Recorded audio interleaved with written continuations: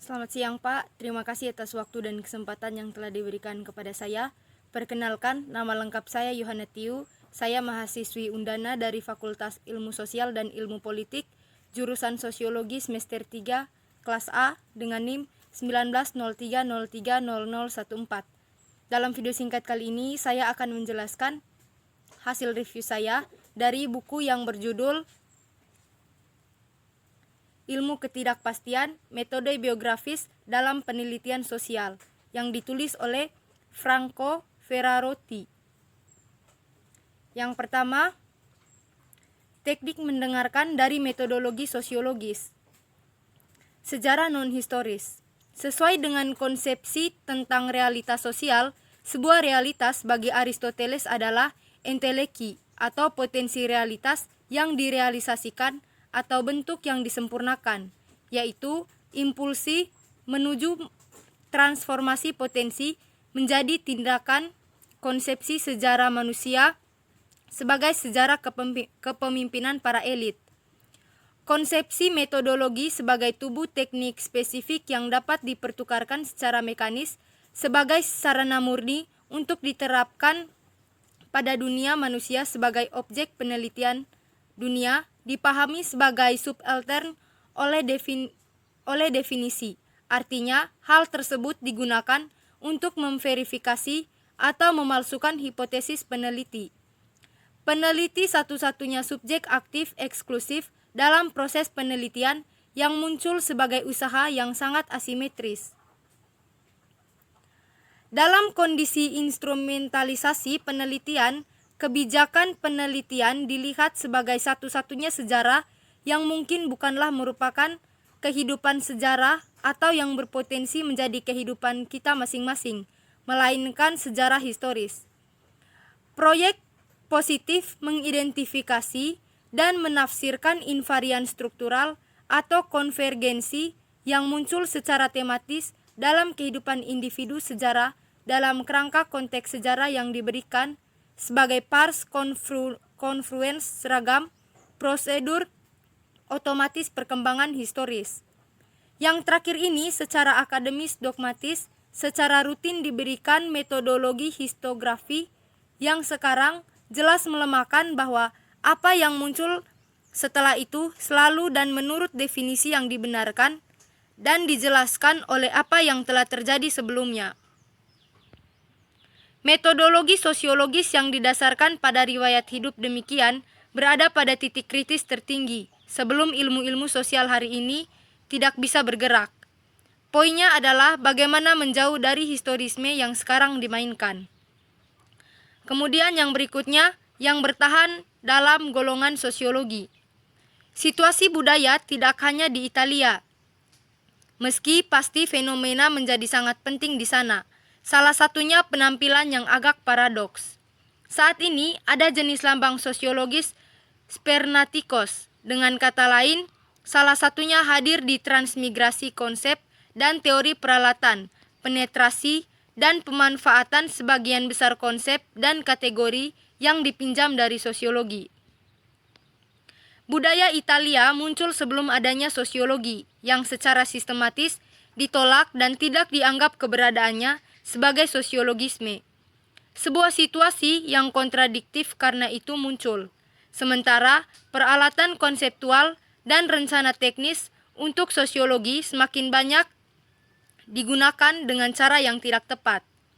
Dalam situasi seperti ini, yang tidak hanya menyangkut budaya Italia, tetapi bahkan dibantu oleh faktor eksternal seperti politik terorisme yang membayangi ilmu-ilmu sosial.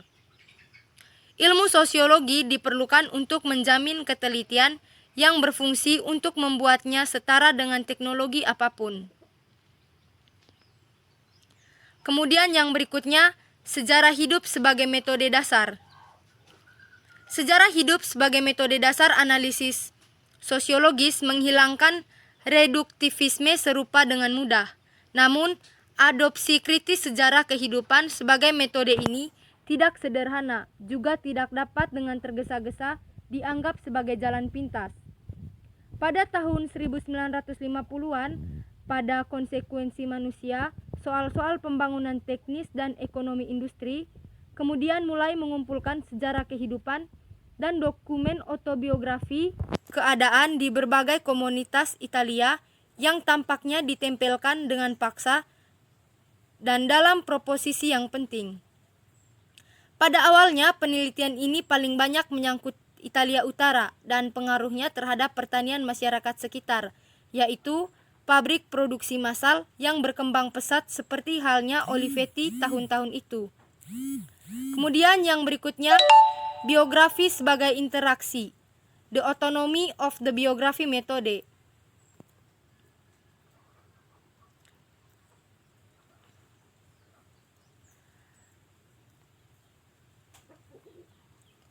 Penggunaan biografi dalam ilmu ditunjukkan untuk beberapa waktu.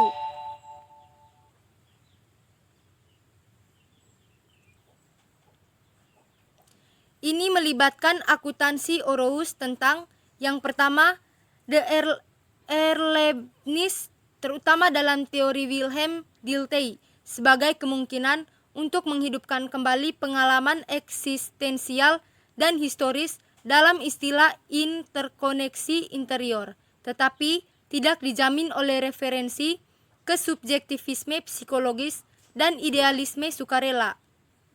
B. Versvehende sosiologi. Menurut Weber, pemahaman sosiologi yang usahanya disalahpahami secara luas oleh interpretator dari persuasi historis yang kurang lebih ketat untuk menyusun model-model sinkronis atau ideal tipikal dengan bahan sejarah diakronis. C.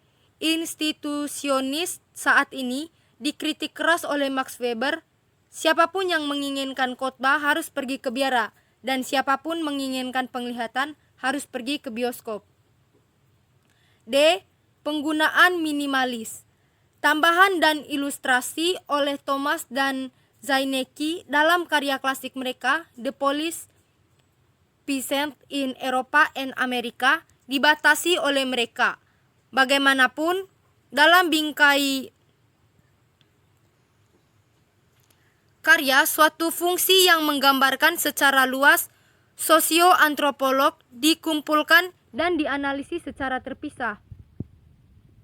Di sisi lain, kami melihat kecenderungan untuk menggunakan biografi sebagai materi yang menguntungkan dan tidak sepenuhnya diperlukan dalam konteks studi, survei, jajak pendapat, semua berdasarkan teknik kuantitatif.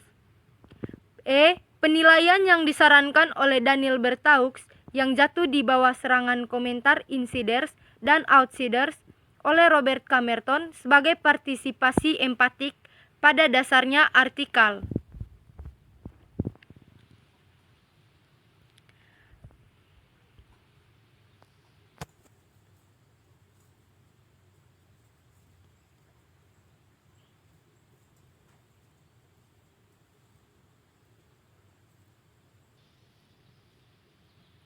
Kemudian yang berikutnya, dari autobiografi individu untuk masalah dan perspektif kelompok. Metode biografi tradisional lebih menyukai materi sekunder atau lebih objektif ke yang utama atau yang dikumpulkan secara langsung oleh peneliti dalam kontak dengan subjek penelitian. Sistem secara tematis membawa yang sekunder ke yang utama.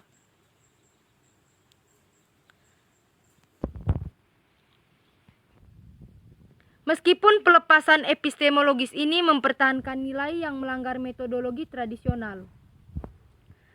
Namun, metode biografi tidak menyadari dan memang mengkhianati potensi heuristiknya ketika dianggap sebagai marginal oleh metodologi sejarah sosial dan sosiologi dalam pencarian.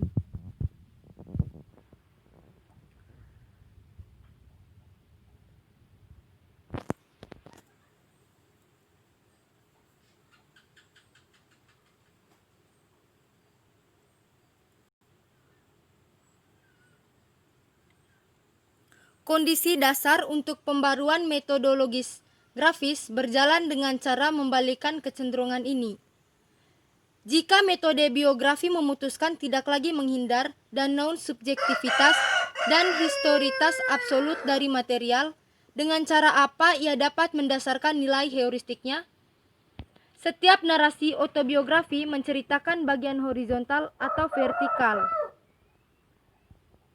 Kehidupan adalah praktik yang sesuai dengan hubungan sosial atau struktur sosial, menginternalisasi dan mengubahnya menjadi struktur psikologis untuk aktivitas restrukturisasi. Setiap kehidupan manusia terungkap sendiri melalui aspek yang kurang dapat digeneralisasikan sebagai sinkronasi vertikal tesis sejarah sosial.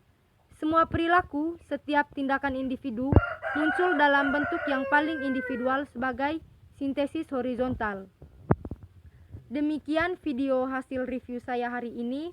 Mohon maaf apabila teman-teman sekalian belum merasa puas dengan apa yang saya jelaskan. Terima kasih.